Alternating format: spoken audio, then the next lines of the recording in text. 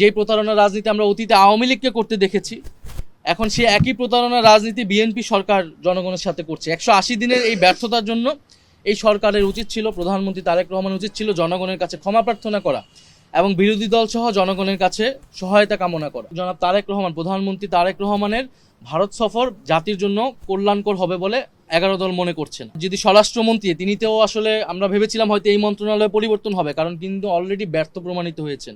আইন শৃঙ্খলার পরিবেশ মোটেও উন্নতি হয়নি।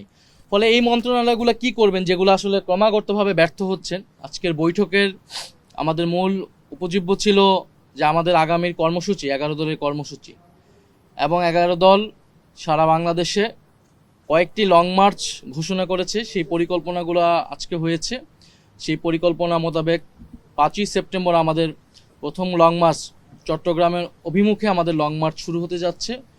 আমাদের লং মার্চে কয়েকটি পথসভা হবে এবং পর্যায়ক্রমে আমাদের এরকম অনেকগুলো বিভাগে আমাদের লং মার্চ হবে। আমাদের 11 দল ঐক্যবদ্ধভাবে এই লং মার্চে অংশগ্রহণ করবে এবং শুধু 11 দল না, আমরা বাংলাদেশের গণতন্ত্রকামী জনগণের প্রতি আমরা আহ্বান জানাচ্ছি এবং আমরা আশাবাদী এই লং মার্চে সাধারণ মানুষ ব্যাপকভাবে অংশগ্রহণ করে এই লং মার্চকে সফল করবেন। বিশেষত সেই জনগণ যারা জুলাই গণ অভ্যুত্থানে অংশ নিয়েছিল, যারা এই নির্বাচনে গণভোটে হ্যাঁ ভোট দিয়েছিল, 11 দলের আহ্বানে হ্যাঁ ভোট দিয়ে সংস্কারের আকাঙ্ক্ষাকে জাতির সামনে তুলে ধরেছিল। প্রায় 70% জনগণ যারা হ্যাঁ ভোটের মাধ্যমে সংস্কারের আকাঙ্ক্ষা ব্যক্ত করেছিল এই নির্বাচনে, গণভোটের নির্বাচনে, আমরা আশা করছি সেই সকল জনগণ, বিশেষত তরুণরা এই গণভোটে এই লং মার্চে অংশগ্রহণ করবে।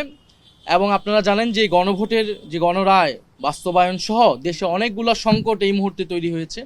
আমরা সেই সংকটগুলো নিয়ে আজকে বিস্তারিত আলোচনা করেছি। বিশেষত সরকারের যে 180 দিন, সেই 180 দিনকে আমরা পর্যালোচনা করেছি।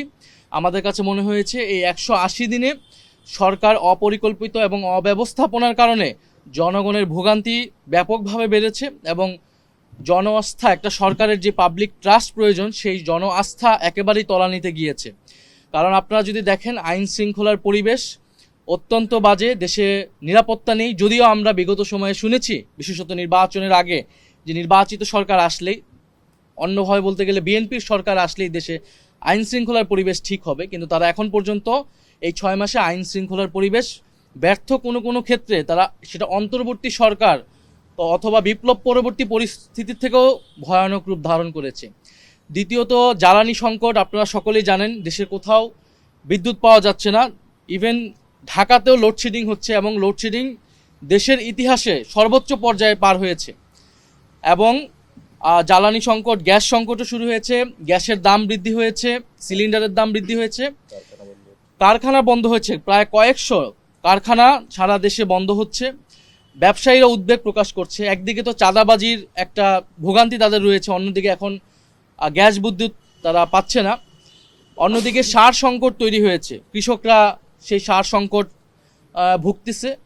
এবং এই যখন দেশের সার্বিক পরিস্থিতি, আমরা দেখছি সরকার সেগুলো স্বীকার না করে বরং 180 দিনের একটা সাফল্য মণ্ডিত তারা দেখানোর চেষ্টা করছে, যেটা একেবারেই জনগণের সাথে প্রতারণা।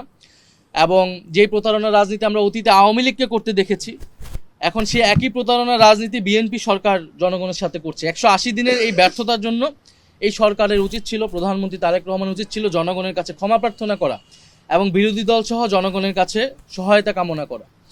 তো সেটা তারা না করে তারা মিথ্যা তথ্য দিচ্ছে, জনগণকে বিভ্রান্ত করছে। কিন্তু আপনারা সকলেই জানেন, আমরা যখনই জনগণের কাছে যাচ্ছি মানুষ তার ভোগান্তির কথা বলছে। এবং এটা শুরুটা হয়েছে গণভোটের গণরায় বাস্তবায়ন না করে, সংবিধান সংস্কার পরিষদের শপথ না নেওয়ার মাধ্যমে সরকার এই প্রতারণার কাজ শুরু করেছে।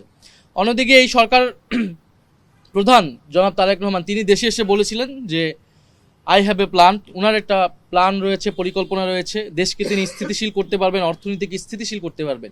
এখন দেখা যাচ্ছে যে পুরা সরকারের 180 দিন আসলে অব্যবস্থাপনা। আপনার মন্ত্রী পরিষদ অল্প কয়েকদিনে, মাত্র 6 মাসে আবার পুনর্গঠিত করা লাগলো। তার মানে তাদের পরিকল্পনা এবং হোমওয়ার্ক যথাযথ ছিল না। এবং এই মন্ত্রী পরিষদ কিন্তু তাদেরকে আরও পরিবর্তন করতে হবে, কারণ সকল মন্ত্রীরাই, বেশিরভাগ মন্ত্রীরাই কিন্তু ব্যর্থ হবে আসলে তাদের কার্যক্রমে। ফলে এই সরকারের কাছে কোনো পরিকল্পনা নাই দেশ কিভাবে পরিচালনা করতে হয়, এবং তারা বিরোধী দলের কাছে পরিকল্পনা চাচ্ছে। তো বিরোধী দল সরকারের আগেও ইস্তিহার ঘোষণা করেছে, বাজেটে আমরা বিকল্প বাজেট আলাদা আলাদাভাবেও এবং একসাথে আমরা বলেছি। জ্বালানি নিয়ে যে কমিটি হয়েছিল সংসদে, সেই কমিটিতে কিন্তু বিরোধী দল তার প্রস্তাবনাটা দিয়েছিল সম্মিলিতভাবে 11 দল হিসেবে, যদিও সেই কমিটিটাকেও ব্যর্থ করা হয়েছিল। পরবর্তীতে কমিটি কোনো কার্যকর করা হয়নি এবং এই রিপোর্টটা নিয়ে কোনো ধরনের আলোচনা হয়নি। ফলে সরকারের এই অব্যবস্থাপনার কারণে দেশবাসী ভুগছে। আমরা সরকারের প্রতি আহ্বান জানাবো যে গণভোটের গণরায় বাস্তবায়নের মাধ্যমে সরকারের যে কমিটমেন্ট জনগণের প্রতি, দেশের প্রতি, সেই কাজ শুরু করা উচিত এবং সকলকে নিয়ে ঐক্যবদ্ধভাবে একটা জাতীয় নীতি প্রণয়ন করা উচিত। জ্বালানি ইস্যুতে, আইন শৃঙ্খলা ইস্যুতে যদি স্বরাষ্ট্রমন্ত্রী তিনিতেও আসলে আমরা ভেবেছিলাম হয়তো এই মন্ত্রণালয়ে পরিবর্তন হবে, কারণ কিন্তু অলরেডি ব্যর্থ প্রমাণিত হয়েছেন। আইন শৃঙ্খলার পরিবেশ মোটেও উন্নতি হয় নাই। ফলে এই মন্ত্রণালয়গুলো কি করবেন যেগুলো আসলে ক্রমাগতভাবে ব্যর্থ হচ্ছেন? তো সেগুলো নিয়ে সরকারের মন্ত্রণালয় পুনর্গঠিত করা উচিত। সেক্ষেত্রে বিরোধী দল প্রয়োজনে সরকারকে নীতিগতভাবে সহায়তা করবে। আরেকটি বিষয় আমাদের আলোচনা এসেছে যে সরকারের পররাষ্ট্রনীতি এবং বাংলাদেশে বর্তমান যে ভূ রাজনীতির মধ্যে বাংলাদেশ আছে, আমাদের কাছে মনে হচ্ছে সরকার যে পররাষ্ট্রনীতি সেটা যথেষ্ট আত্মবিশ্বাসহীন। কারণ সরকার ভারত সফর করবে কি করবে না এ বিষয়ে জনগণকে কোনো সুস্পষ্ট বার্তা দিতে পারছে না। এবং 5ই আগস্ট, এইবারে 5ই আগস্ট দিল্লিতে যে প্রেস ব্রিফিং হয়েছে, আওয়ামী লীগকে যে প্রেস ব্রিফিং করতে দেওয়া হলো, সেটার জন্য কিন্তু ভারত সরকারকে যথাযথ জবাবদিহিতার আওতায় এই সরকার আনতে ব্যর্থ হয়েছে।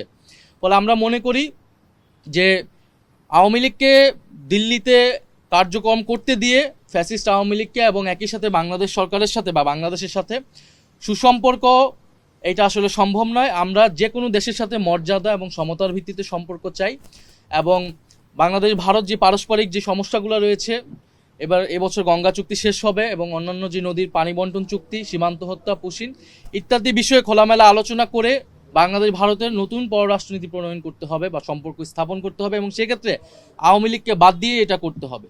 ফলে আওয়ামী লীগের এই বিষয় সুরাহা না পর্যন্ত, শেখ হাসিনার বিচার, ওসমান হাদির যে খুনিদের বিচার, সেটা নিশ্চিত না হওয়া পর্যন্ত জনাব তারেক রহমান, প্রধানমন্ত্রী তারেক রহমানের ভারত সফর জাতির জন্য কল্যাণকর হবে বলে 11 দল মনে করছে না। আমরা জনগণের প্রতি আহ্বান জানাচ্ছি যে এই বিষয়গুলো নিয়ে আমরা জনগণের যে সমস্যা, আরেকটি সমস্যা এসেছে কর্মসংস্থান।